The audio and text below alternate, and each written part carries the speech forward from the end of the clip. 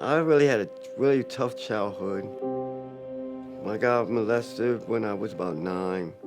Mentally, physically abused. My mother died 6 months before my niece. I didn't have no hope. The drugs wasn't really helping no more. And I didn't know how to ask for help. And 2 weeks later, I tried to kill myself. I just didn't want to live. At the age of 10, I could see that I was coming from an abusive home. My father was in the home. He was violently abusive. My substance interaction started at home, where both parents were substance abusers, which led to all that violence. I didn't experiment with alcohol or marijuana until my senior year of high school. The drug use and the alcohol continued for 2 more decades. When you're growing up, you think you have a normal childhood, but at the age of 11, I had a stepfather that would feed me Budweisers and beat me on a daily basis. At that point, I would drink more so I wouldn't feel the actual beating. And I never told anybody else in the whole family. I originally got clean August 13th, 2014. I was an IV user for a long time. Ended up going to jail, and that started me on the path of, getting clean. And I graduated drug court in 2017, but then I relapsed off of marijuana and alcohol, and I continued doing that for the next 2.5 years. Drug abuse brings on a lot of different emotions. I was going through depression, a lot of anxiety. I watched my sister with her children one weekend, and she was not attentive, she was not loving, and I just knew I could not allow my son to see me as that type of person. That's what made me say I gotta do something. The last 5 days I went on a bender, and I was talking to the bartender, and I was contemplating, I was looking on my phone, what's gonna be the easiest way to take my life. I was done. Everything I accumulated over the past 5 years of being sober, I had to kind of just throw away, and I was feeling hopeless, defeated. I was out of medication, and without my mental health care team, I went ultimately into a crisis. Full-blown panic attacks. All of a sudden, I felt a tap on my shoulder, and it was 2 Columbus policemen. They took me to Riverside. After that 3rd day, they says, hey, we're gonna take you to another place. In 2015, I had a friend who was going through some life difficulties, and she told me where she had an appointment, where she was gonna go, and I checked myself into Netcare. I went to a McDonald's and used their free Wi-Fi, and then I called Netcare, and they had a cab come pick me up. My brother drove me here, and I boo-hoo cried all the way here, because this is my baby brother bringing me here. And I'm like, I can't believe I put myself in this situation, and I didn't know what Netcare was going to do for me, but I knew they was going to do something.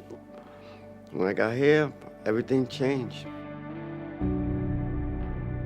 When I arrived at Netcare, I probably spent 1 day in crisis, and they quickly moved me up to CSU. A lady came in and says, hey, do you want to go, upstairs and go through classes?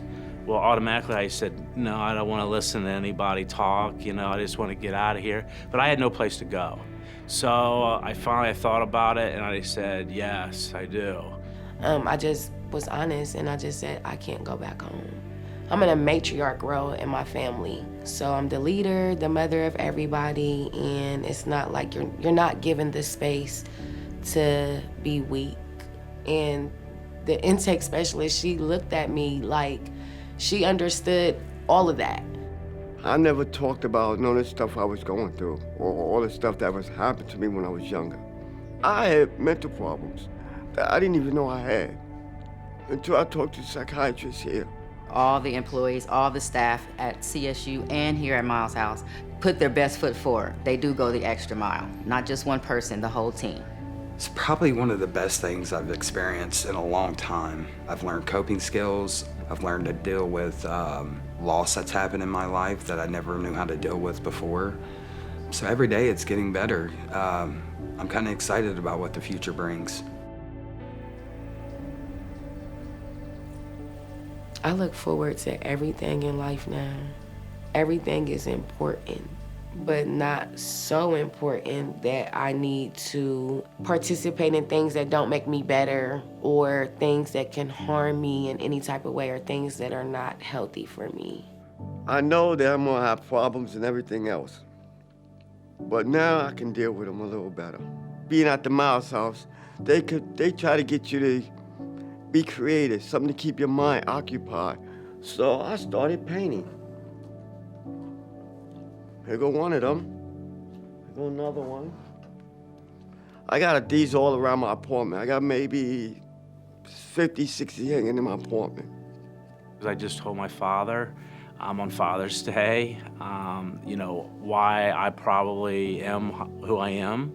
I know I could see in his eyes that he felt guilty of not being there with me and for me every day.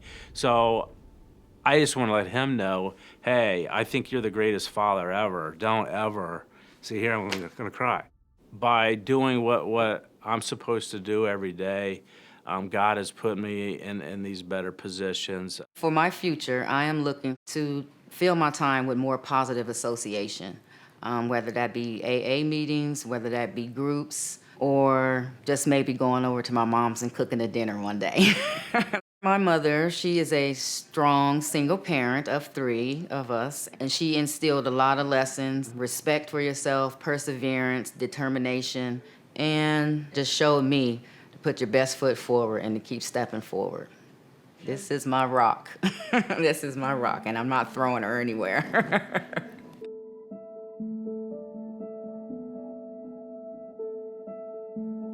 Why it's important to have the Netcares of the world is to show the people that you have some place to go, you have a loving environment, there is a better life on the other side.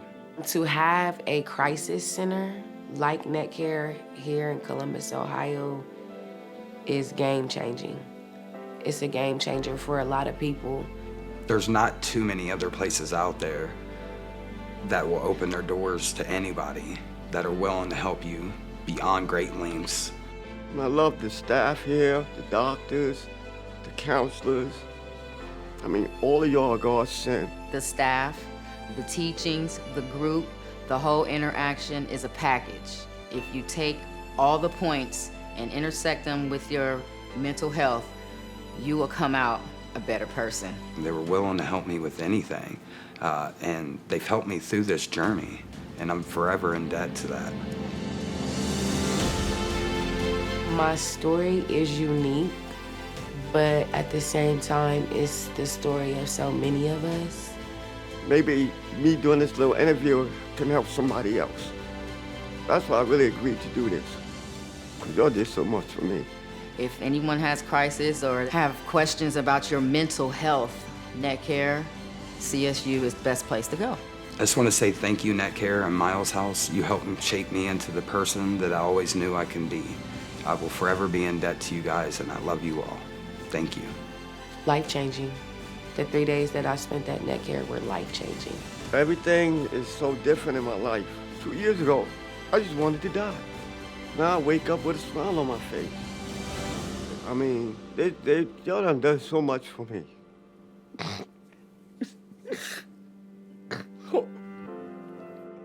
You don't realize I should be dead by now. Netcare showed me that I'm not going through this by myself. And thank you. If I had $1 million, I would buy 100 Netcares in Ohio here. That's how I feel about Netcare. Saved my life.